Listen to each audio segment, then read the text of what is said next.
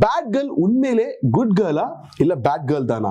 பெண்ணுனா ஒரு பூ, ஒரு பத்தினி, ஒரு தெய்வம், அந்த ஒரு தண்ணி அடிப்பதும் கஞ்சா அடிப்பதும் மட்டும்தான் ஃபெமினிசமா? So I just wanted to write a character. Thank you. So நான் உங்க தேவ் டேனியல், வாங்க வீடியோக்குள்ள போலாம். ஒரு தாய்னா தெய்வம், தூய்மை, அந்த மாதிரி நிறைய விஷயம் இருக்கு. I just feel like that's too much pressure for women to carry on their shoulders. So I just wanted to write a character. Thank you. So இந்த கடமை உங்களை சுமக்கிறதுல ஒரு பெரிய பாரம் நினைச்சிருந்தா இன்னைக்கு நீங்க ஒரு டைரக்டரா அந்த ஸ்டேஜ்ல நின்று பேசிருக்க முடியுமா? உங்களை ஒரு அனாதை இல்லத்துல போட்டு அவங்க வளர்த்திருப்பாங்கன்னா இன்னைக்கு நீங்க இவ்வளவு பெரிய ஆளா இருக்க முடியுமா? அவங்க சப்போர்ட் இருந்திருக்குல்ல. அதே மாதிரி இன்னொன்னு சொல்றாங்க, அவங்க விஷயத்தை எப்படி கொண்டு வராங்க பாருங்க. இவங்கள ஃபெமினிஸ்ட் ரேஞ்சுக்கு யாரும் பாத்திரக்கூடாதுன்னு சொல்லி உஷாரா, நான் இதோட 1000 மடங்கு ஃப்ளாடான irredeemable-ஆன மேல் கேரக்டர்ஸ் பார்த்திருக்கேன். அவங்கள ஹீரோ வர்ஷிப் பண்ணப்படுறதையும் பார்த்திருக்கேன். I grew up on those films. நான் குழந்தை பருவத்துல இருந்தே பல படங்கள் பார்த்திருக்கேன். சில ஆண்களை நெகட்டிவ் கேரக்டரா காண்பித்து அதையும் ஏத்துக்க தன்மையா இந்த சினிமா வந்து பிரதிபலிச்சிருக்கு. நான் குழந்தை பருவத்துல பார்த்திருக்கேன்னு சொல்றாங்க. accepted, totally accepted. But the difference is, என்னதான் அந்த நெகட்டிவ் வந்து ஒரு பாசிட்டிவா போர்ட்ரேட் பண்ணி காமிச்சாலும் அவர் என்ன விஷயத்துக்கு பண்றாரு அதுக்காக தான் காமிச்சிருப்பாங்க. ஆனா at the end அவங்களுக்கு ஏற்படக்கூடிய நிலைமையும் கிளைமேக்ஸ்ல நல்லா காமிச்சிருப்பாங்க. மேபி அந்த அம்மா கிளைமேக்ஸ் பார்த்திருக்க மாட்டாங்க போல. ஏன்னா நாயகன் படம் உதாரணமா எடுத்துக்கலாம். அவர் செஞ்சது தப்பு தான், தப்பான வழி தான். ஆனா நல்ல விஷயத்துக்காக பண்ணியிருப்பாரு. எண்ட்ல என்ன ஆகும்? அவரு கைது பண்ணுவாங்க. ரமணா படம் எடுத்துக்கோங்க, அவர் நல்ல விஷயத்தை தான் பண்ணியிருப்பாரு, ஆனா செஞ்ச விஷயம் தப்பான முறைகள். எண்ட்ல என்ன ஆகும்? அவரை தூக்குல போடுவாங்க. ஸோ அந்த அம்மா இந்த மாதிரி கிளைமேக்ஸ் எல்லாம் பார்த்துக்கிட்டா இந்த மாதிரி பேசிருக்க மாட்டாங்கன்னு நினைக்கிறேன். இவ்வளோ பெரிய ஒரு கான்ட்ரவர்சிக்கு ரெலவெண்டா ஒரு விஷயம் இருக்கு. அது என்னன்னா ஃபெமினிசம். அந்த ஃபெமினிசம் பத்தி கண்டிப்பா பேசியே ஆகணும். ஏன்னா அப்பதான் அக்காக்கும் நம்ம சில ஒரு அட்வைஸ் கொடுத்த மாதிரி இருக்கும். என்னன்னா, முதல்ல ஃபெமினிசம் என்ன சொல்ல வருது? பெண் ஆணுக்கு அடிமையானவள் அல்ல, பெண் ஆணுக்கு நிகரானவள். ஆண் பண்ற எல்லா விஷயமும் பெண்ணும் பண்ணலாம். ஆனா அது எந்தெந்த விஷயம், எப்படி நிறைய விஷயம் இருக்கு. அத எதுக்கு அவங்க கொண்டு வந்தாங்கன்னா, அந்த சமயத்துல நீங்க பார்த்திருப்பீங்க, பெண்களை வந்து எப்படி வச்சிருந்தாங்க, ஒரு அடிமைத்தனமா வச்சிருந்தாங்க. அதுல இருந்து வெளியே வரணும், அவங்களும் படிக்கலாம், அவங்களும் வேலைக்கு போகலாம், சாதிக்கலாம். அப்படி சாதிச்ச எவ்வளவோ பெண்மணிகள் இருக்காங்க. இந்திரா காந்தியில இருந்து, மேரி குயிரில இருந்து வரலாறு எவ்வளவோ சொல்லுது.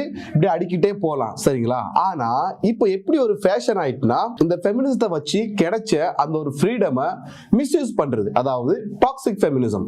இவங்க என்ன பண்றாங்கன்னா, முதல்ல அதுல ஒரு 3 பாயிண்ட்ஸ் வருதுங்க. முதல்ல உடை, ஆடை சுதந்திரம்.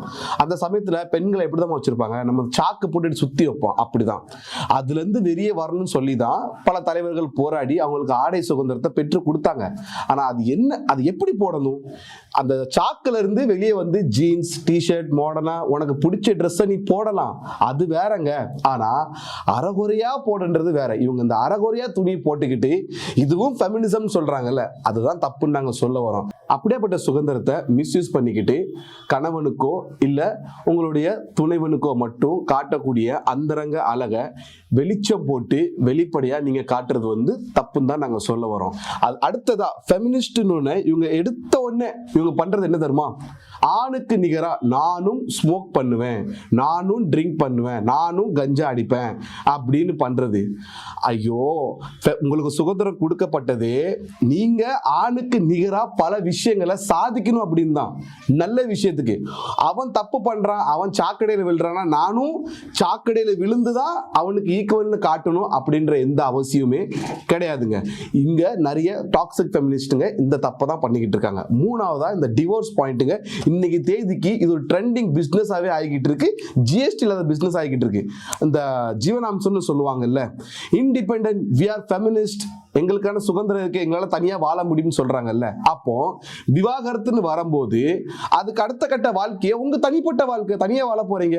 அப்ப மட்டும் நீங்க ஆண்கள்ட்ட இருந்து ஜீவனாம்சம் எதிர்பார்க்கிறீங்களே, இது எந்த ஒரு ஃபெமினிசம்? இதுதான் டாக்ஸிக் ஃபெமினிசம்னு சொல்ல வராங்க. இந்த மாதிரி விஷயங்கள் இருக்கக்கூடாதுன்னு தான் அன்னைக்கு பெரியார், அம்பேத்கர் இவங்கெல்லாம் சொன்ன மாதிரி இன்னைக்கு ஆண்களுக்கு சப்போர்ட்டா ஒரு புது பெரியார் பிறந்து வரணும் அப்படின்னு தான் நினைக்கிறோம். அதே மாதிரி ஒரு ஆண் திருமணம் கடந்த உறவு வைத்தாலோ, நம்ம லேமேன் லாங்குவேஜ்ல நம்ம ஊர்ல சொல்ற மாதிரி சொல்லணும்னா பப்பாட்டி வச்சாலோ என்ன நடக்குது? அவனுக்கு பேர் என்ன கிடைக்கி? பொம்பளை பொறுக்கி. அவங்க மனைவிமார்கள் பப்பாட்டி கூட இருக்கிற இடத்துக்கு போய் விளக்க மாத்தால அடிக்கிற அளவுக்கு சம்பவம், வீடியோக்கள் நம்ம சோசியல் மீடியாக்கள்ல பார்க்க தான் செஞ்சிருக்கோம். வேறல்ஸ் அப்படி நீங்க இங்க எடுத்துக்கிட்டீங்கன்னா, ஒரு பெண் திருமணம் ஆனதுக்கு அப்புறம் திருமணம் கடந்த உறவு வைத்தா எனக்கு பிடிச்சவரோட நான் உறவு வச்சுக்கிறேன், அது என் சுதந்திரம் அப்படின்னு அவங்க சொல்றாங்க. இதுல பெரிய கொடுமை என்னன்னா, கோர்ட்டே அதை அனுமதிக்கு. இது எந்த ஒரு நியாயம் தான் நாங்கள் கேட்க வரோம்.